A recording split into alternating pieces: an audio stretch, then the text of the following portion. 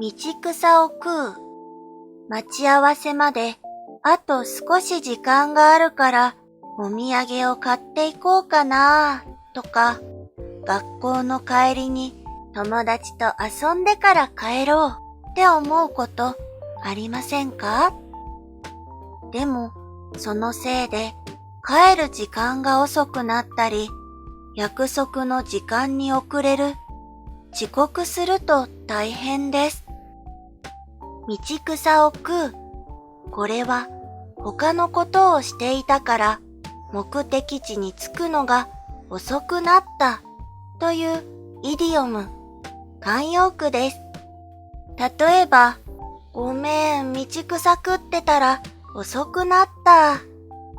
道草食ってないで早く帰ってきて。このように使います。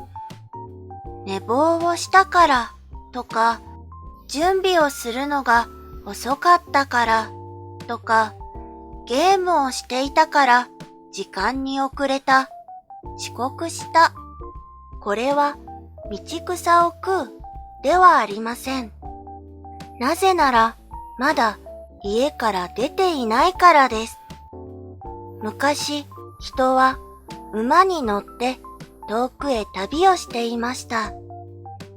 でも、その馬が道の草を食べて全然歩かなかったので、到着が遅くなったことから、この慣用句が生まれたそうです。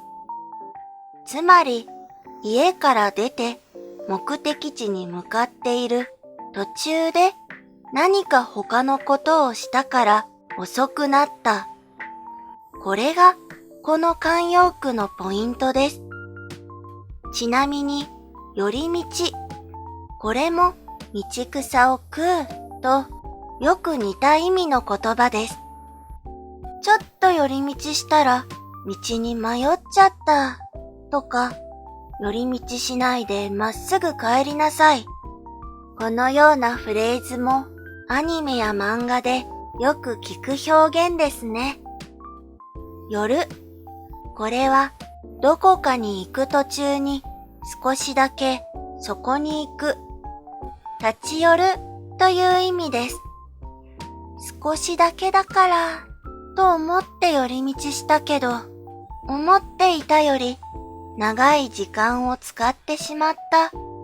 それが道草を食うです。皆さんは道草を食って遅刻したことはありますか？私は秘密です。Thank you for watching my video and おつわさびーも。バイバイ。